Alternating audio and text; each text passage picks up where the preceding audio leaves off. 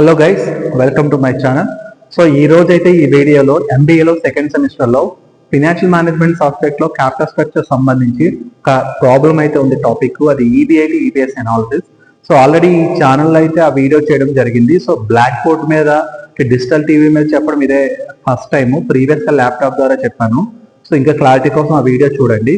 So ఇక్కడ ఏంటంటే మనకి ఎగ్జామినేషన్లో ఈ ప్రాబ్లం కూడా ఒక ఇంపార్టెంట్ మనకి. సో కాబట్టి నేను ఈ ప్రాబ్లం ఇప్పుడు సాల్వ్ చేసి చూపిస్తాను. సో చాలా సింపుల్, ఈజీ కాన్సెప్ట్ తెలిస్తే మనం ఈజీగా ఫైండ్ అవుట్ చేయొచ్చు. సో ఫస్ట్ చూసుకుంటే కనుక ఇక్కడ ఎగ్జాంపుల్ ఇచ్చాడు.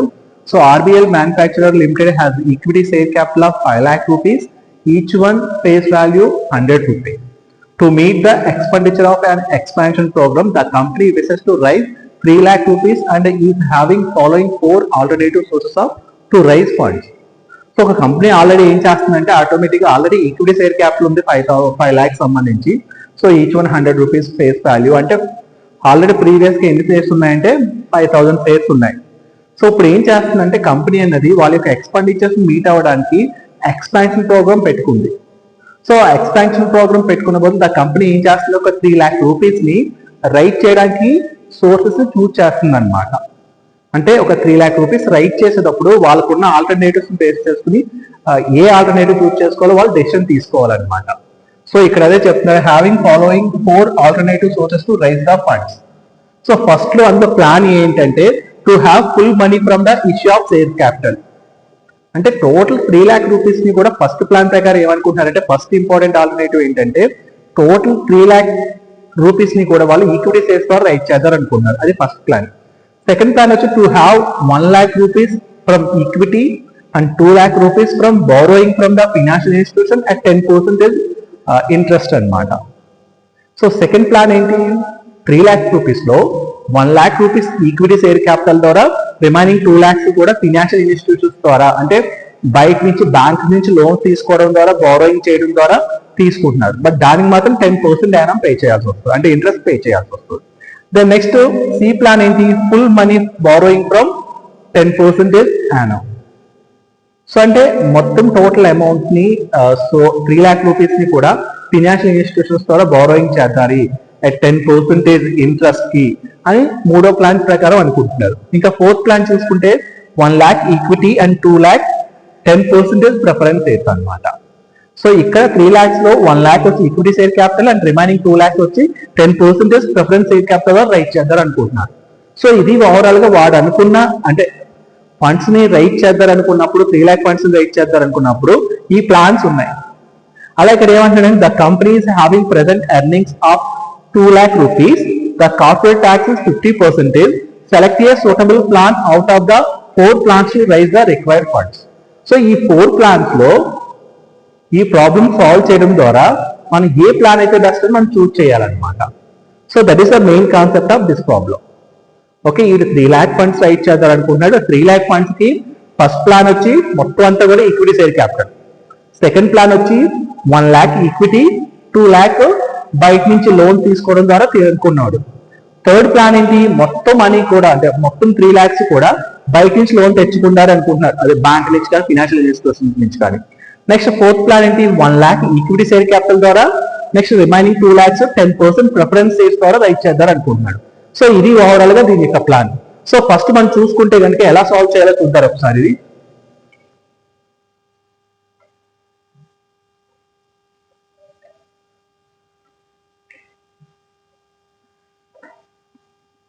సో ఫస్ట్ మనం చూస్ చేసేటప్పుడు ఒక స్ట్రక్చర్ మనం మెయింటైన్ చేయాల్సి వస్తుంది.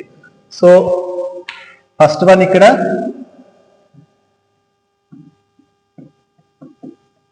Particulars. So calculation of EPS అని పెట్టుకోవచ్చు.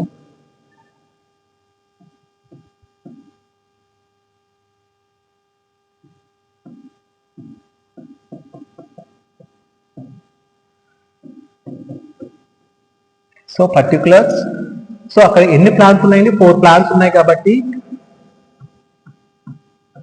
ప్లాన్ ఏ,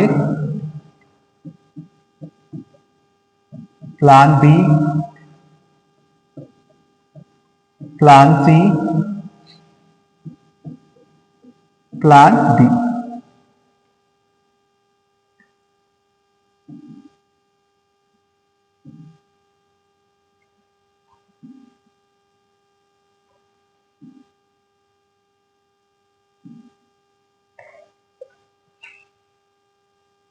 మొత్తం 3 lakhs వాడు 3 plans ద్వారా రైట్ చేద్దారని చూస్తున్నాడు, సారీ 4 plans ద్వారా రైట్ చేద్దారని చూస్తున్నాడు. ఓకే, సో ఇక్కడ ఏం చేస్తామంటే దీని ద్వారా మనం ఈపీఎస్ ఫైండ్ అవుట్ చేసి సో ఈపీఎస్ ద్వారా మనం డెసిషన్ తీసుకుంటాం. సో ఫస్ట్ మనం నోట్ చేసుకోవాల్సింది ఏంటంటే వాడు కార్పొరేట్ ఎర్నింగ్స్ అని ఇచ్చాడు కదా, దాన్ని ఈబిఐటి అంటాము, దాన్ని తీసుకుంటే సరిపోతుంది. ఇక్కడ చూడండి, ఇక్కడ the company is having present earnings 2 lakh rupees. So first మనం అది తీసుకోవాలి ఇక్కడ.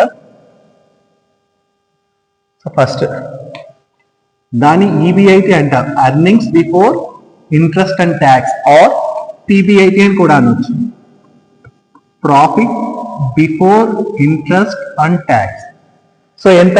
సేమ్ మొత్తం 4 plans కూడా 2 lakhs.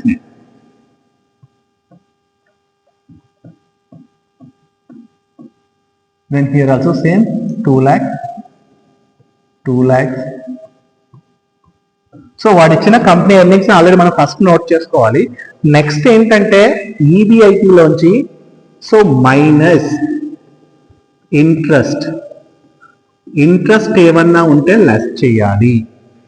సో ఇక్కడ చూసుకుంటే కనుక ఫస్ట్ ప్లాన్ ప్రకారం వాడు మొత్తం అంతా ఏం చేస్తున్నాడు, ఈక్విటీ షేర్ క్యాపిటల్ ద్వారా రైట్ చేస్తున్నాడు కాబట్టి సో ఇక్కడ మనకి ఈ ప్రాబ్లంలో 3 సోర్సెస్ ఉంటాయండి. ఒకటి ఈక్విటీ షేర్ క్యాపిటల్ ద్వారా రైట్ చేయడం, 2 ప్రిఫరెన్స్ షేర్ క్యాపిటల్ ద్వారా రైట్ చేయడం, 3 బారోయింగ్స్, దాని డెప్ట్ అంటాం.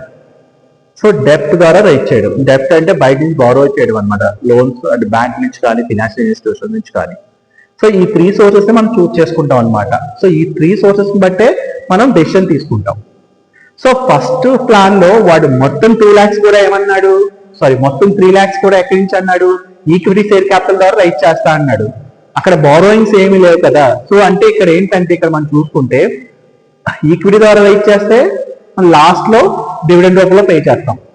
సో ఇంట్రెస్ట్ అనేది ఎప్పుడు పే చేస్తాం అంటే మనం కనుక ఒకవేళ బారోయింగ్స్ ద్వారా ఏమైనా ఫండ్స్ రైట్ చేస్తే సో అక్కడ వాళ్ళు ఇచ్చిన పర్సంటేజ్ బట్టి మనం ఇంట్రెస్ట్ పే చేయాలన్నమాట.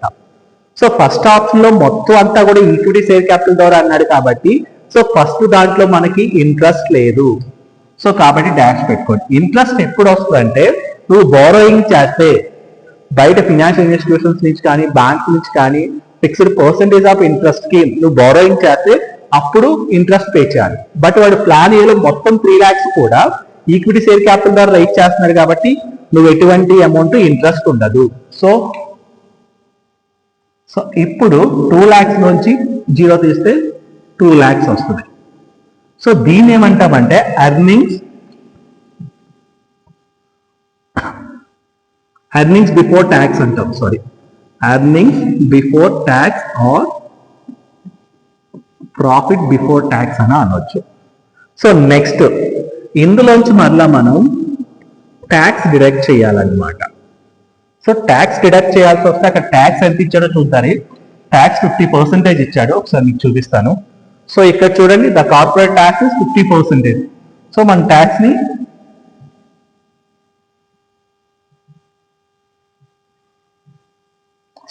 మనం డిడక్ట్ అట్ ది రేట్ 50% అన్నాడు కాబట్టి 50% మనం పెట్టుకోవచ్చు. సో 2 lakhs లోని 50% అంటే 1 lakh. సో నెక్స్ట్ తీసేగా మనకు వచ్చేది ఏంటంటే 1 lakh వస్తుంది కదా. దీని ఏమంటామంటే earnings after tax or profit after tax అని మనం చెప్పుకోవచ్చు. సో దీంట్లోంచి మరలా మనం మైనస్ ప్రిఫరెన్స్ డివిడెండ్ ఏదన్నా ఉంటే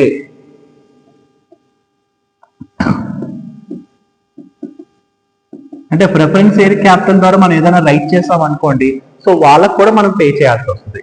సో బట్ ఫస్ట్ ప్లాన్ లో మాత్రం మొత్తం అంతా కూడా ఈక్విటీ షేర్ క్యాపిటల్ ద్వారా రైట్ చేశాడు కాబట్టి అక్కడ ఇంట్రెస్ట్ ఉండదు, ప్రిఫరెన్స్ షేర్ క్యాపిటల్ డివిడెండ్ ఉండదు, ప్రిఫరెన్స్ డివిడెండ్ కూడా ఉండదు. సో కాబట్టి డాష్ పెట్టుకోండి. సో ఎంత మిగిలింది? 1 lakh మిగిలింది. ఓకే, సో దీని ఏమంటామంటే earnings available for equity share holders అంటాం, లేదా ఆర్ నెట్వర్త్ అని కూడా అనొచ్చు, సో ఇది ప్లాన్ ఏ యొక్క so earnings after available equity share holders or net worth. So ఇది మీకు అర్థమైంది కదండి. ఫస్ట్ ప్లాన్ ఏ ఏంటంటే టోటల్ వాడు 3 lakhs కూడా ఈక్విటీ షేర్ క్యాపిటల్ ద్వారా రైట్ చేశాడు కాబట్టి ఇంట్రెస్ట్ ఏముండదు, అలాగే 2 lakhs నుంచి 0 తీసేస్తే 2 lakhs వచ్చింది. ట్యాక్స్ మాత్రం 50% తీసుకోవాలి. 2 lakhs లో 50% అంటే 1 lakh.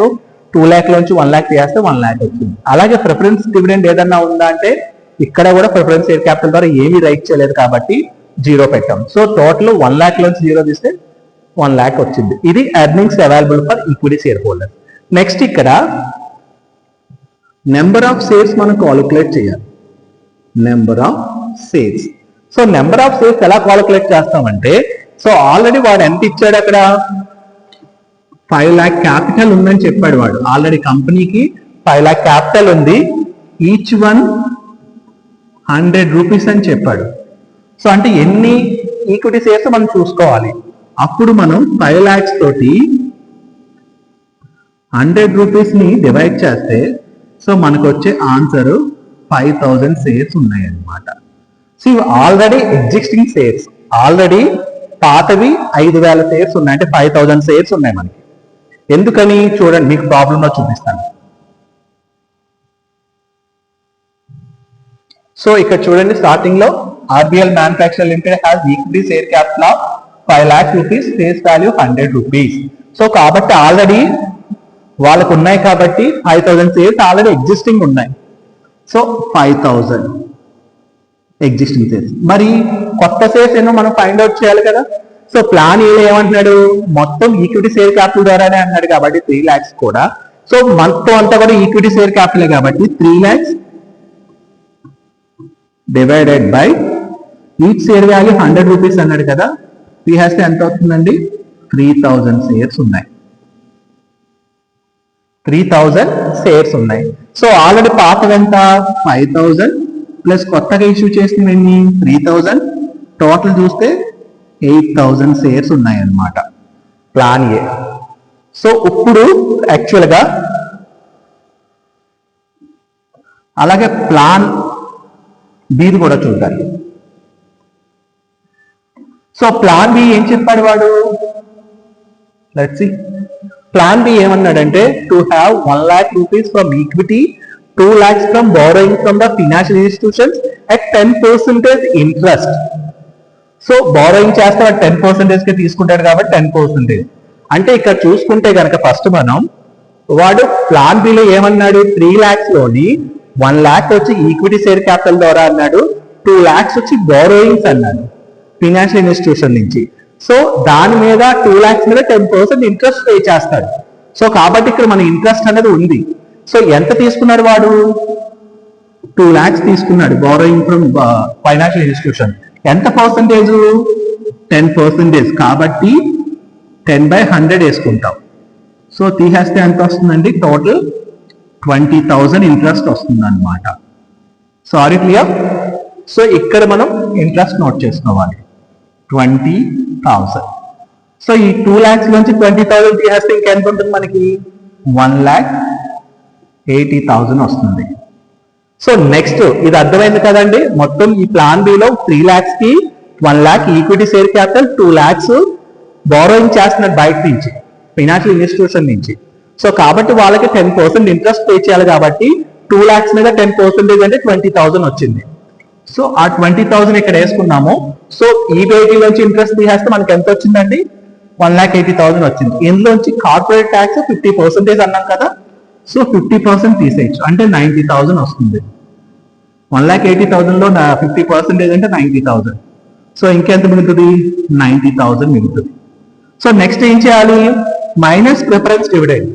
So plan below equity share capital ద్వారా 1 lakh, సో బయట నుంచి అంటే ఫైనాన్షియల్ ఇన్స్టిట్యూషన్స్ ద్వారా 2 lakhs తెచ్చాడు. ప్రిఫరెన్స్ షేర్ క్యాపిటల్ ద్వారా ఏమీ తేలేదు కాబట్టి డాష్ పెట్టేసుకోండి, లేదా జిల్ అని పెట్టుకున్నా పర్లేదు. సో ఓవరాల్ గా ఎంత వస్తుంది, 90,000 వస్తుంది. ఇప్పుడు నెంబర్ ఆఫ్ షేర్స్ మనం ఫైండ్ అవుట్ చేయాలి. ఆల్రెడీ పాత షేర్స్ 5,000 షేర్స్ ఉన్నాయి, కొత్త వెండిగా కౌంట్ చేద్దారు. ఇప్పుడు 3 lakhs లో 1 lakh ఈక్విటీ షేర్ క్యాపిటల్ అన్నాడు. So 1 lakh equity share capital ద్వారా అన్నాడు కాబట్టి so 1 lakh each share value ఎంత, 100 rupees కదా. సో అంటే ఎంత వస్తుంది, 1,000 షేర్స్ వస్తాయి అన్నమాట. సో కొత్తగా షేర్స్ ఏంటండి, 1,000 షేర్స్. సో యాడ్ చేస్తే ఎంత వచ్చిందండి? 6000 షేర్స్ ఉన్నాయి. ఇది ప్లాన్ బి. అర్థమైంది కదా? ఒకసారి అర్థం అవ్వకపోతే మళ్ళీ వీడియో బ్యాక్ వెళ్ళి మళ్ళీ చూడండి ఒకసారి. దెన్ నెక్స్ట్ ప్లాన్ సి చూద్దాం. ప్లాన్ సి ఏమన్నాడు నేను ఇక్కడ? సో ప్లాన్ సిలో ఏమన్నాడంటే full money from borrowing at 10% interest per annum. So మొత్తం 3 lakhs కూడా వాడు ఏం చేశాడంటే బారోయింగ్ చేశాడు ఇన్స్టిట్యూషన్ బయట నుంచి 10% ఇంట్రెస్ట్ కి. సో కాబట్టి ఇక్కడ 3 lakhs మొత్తం 10% ఇంట్రెస్ట్ అంటే ఎంత? 3 lakhs into 10/100. సో చూసుకుంటే సో 30,000 ఇంట్రెస్ట్ వస్తుంది. సో ఇక్కడ మన ఇంట్రెస్ట్ ఎంత వేయాలండి? 30,000 వేయాలన్నమాట. So are you clear? Plan సిలో మొత్తం 3 lakhs కూడా వాడు బయట నుంచి బారోయింగ్ చేశాడు. ఎంత? 10% ఇంట్రెస్ట్ కి. కాబట్టి మనం ఇంట్రెస్ట్ లో నోట్ చేసుకోవాలి. సో 10% ఇంట్రెస్ట్ అంటే ఇంకెంత ఉంది? 30,000 ఉంది. 2 lakhs లో 30,000 చేస్తే ఎంత వస్తుంది? 1,70,000 వస్తుంది. So are you clear? So then next ఇందులో ట్యాక్స్ 50% అన్నాడు. సో 1,70,000 లో ట్యాక్స్ 50% అంటే ఎంతండి? 85,000 రూపీస్. అంతే కదా? 280 sir 1,60,000. So 1 sir so 85,000. So ఇంకెంత ఉంటుంది? 85,000 ఉంటుంది. సో ఇందులో మళ్ళీ preference dividend. So preference dividend ఎప్పుడు వస్తుంది? ప్రిఫరెన్స్ షేర్ క్యాపిటల్ ద్వారా రైట్ చేస్తే. బట్ ప్లాన్ సి అనేది మొత్తం టోటల్ అమౌంట్ కూడా డిబెంచర్స్ ద్వారా రైట్ చేశారు కాబట్టి సో ఇక్కడ ప్రిఫరెన్స్ డివిడెండ్ కూడా ఏమీ ఉండదు. సో పెట్టండి. నా 85,000 రూపీస్. సో నెక్స్ట్ చూసుకుంటే number of shares. Number of shares already పాతవి ఉన్నాయి. సో కొత్తవి ఏమన్నా ఉన్నాయా? మొత్తం టోటల్ 3 lakh రూపీస్ కూడా వాడు సో బారోయింగ్స్ ద్వారా ఇంట్రెస్ట్ రూపంలో బయట నుంచి తీసుకున్నాడు కాబట్టి ఈక్విటీ షేర్ క్యాపిటల్ ద్వారా ఏమీ రైట్ చేయలేదు కాబట్టి ఇక్కడ నెంబర్ ఆఫ్ న్యూ షేర్స్ ఏవి ఉండవు. ఎందుకంటే మొత్తం 3 lakhs కూడా వాడు సో ఇంట్రెస్ట్ అదే బయట నుంచి ఫినాన్షియల్ ఇన్స్టిట్యూషన్ ద్వారా బారోయింగ్ చేశాడు 10% ఇంట్రెస్ట్ కి. కాబట్టి 10% ఇంట్రెస్ట్ వేసేసుకున్నాం. కాబట్టి ఇక్కడ న్యూ షేర్స్ 0. టోటల్ ఎన్ని? 5,000 షేర్స్ వచ్చాయి అన్నమాట. సో 5,000 షేర్స్ వచ్చాయి. సో ఇది plan C. Next plan D చూసుకుంటే కనుక ఫస్ట్ మనం ప్లాన్ డి చూసుకుంటే ఏం చెప్పాడు వాడు చూద్దాం ఒకసారి. సో ప్లాన్ డిలో ఏమంటున్నాడంటే 1 lakh equity and remaining 2 lakh rupees 10% preference share capital అన్నమాట. సో అప్పుడు మనం ఏం చేయాలంటే సో ప్లాన్ డిలో ఏం చేశారంటే 1 lakh రూపీస్ ఈక్విటీ అన్నాడు, 2 lakh rupees preference share capital, 10% preference share capital అన్నాడు. సో కాబట్టి ఇక్కడ బారోయింగ్స్ ఏమైనా ఉన్నాయా? బయట నుంచి ఫినాన్షియల్ ఇన్స్టిట్యూషన్స్ ఏమైనా తీసుకున్నాడా? తీసుకోలేదు కాబట్టి ఇంట్రెస్ట్ నిల్ పెట్టేయండి. సో 2 lakhs వచ్చింది. ఓకే. దెన్ నెక్స్ట్ ట్యాక్స్ ఎంత అన్నాడు? 50% అన్నాడు. సో కాబట్టి 2 lakhs లో 50% ఎంత? 1 lakh. సో తీసేస్తే ఇంకెంత ఉంది? 1 lakh ఉంది. సో నెక్స్ట్ ఇప్పుడు ప్రిఫరెన్స్ డివిడెండ్.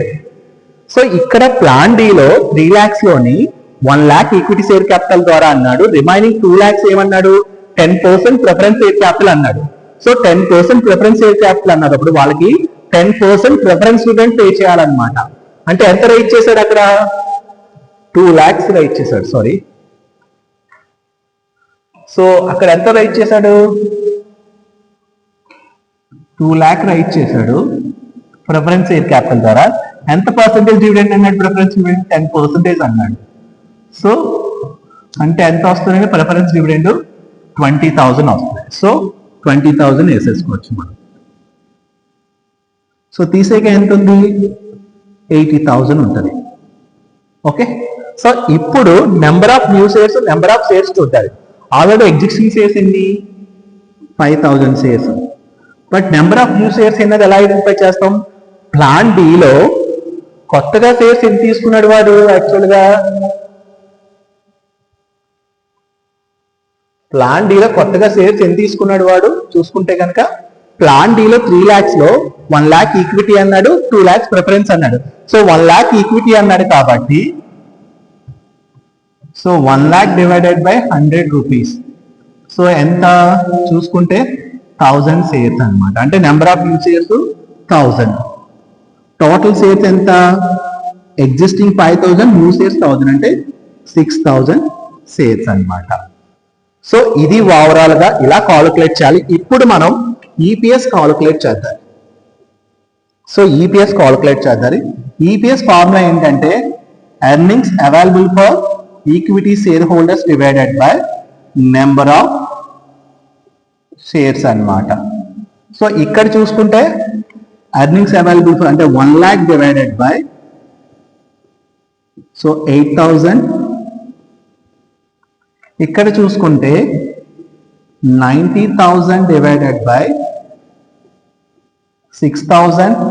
ఇక్కడ చూసుకుంటే 85,000 డివైడెడ్ బై 5000. ఇక్కడ చూసుకుంటే 80,000 డివైడెడ్ బై 6000. సో ఇవి ఓవరాల్ గా మనకున్న కాలిక్యులేషన్ అనమాట. ఇప్పుడు 1 lakh డివైడెడ్ బై 8000 ఎంత వచ్చిందో చూద్దాం. సో కాలిక్యులేటర్ ఇద్దాం జస్ట్. కాల్సి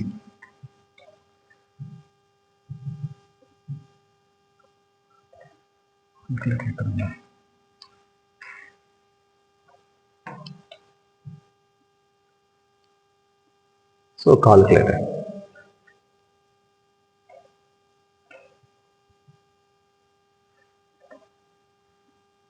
సో ఫస్ట్ చూసుకుంటే కనుక చూడండి 1 lakh డివైడెడ్ బై 8000 కదా. సో ఎంత వచ్చింది? ఫస్ట్ 12.5. 12 ఈపీఎస్ అన్నది 12.5 వచ్చింది. సెకండ్ ప్లాన్ బి చూసుకుంటే 90,000 డివైడెడ్ బై 6000 ఎంత వచ్చిందో చూద్దాం. 90,000 డివైడెడ్ బై 6000. 90,000 డివైడెడ్ బై 6000 ఎంత వచ్చింది? 15 రూపీస్ వచ్చింది. So 15 rupees second option.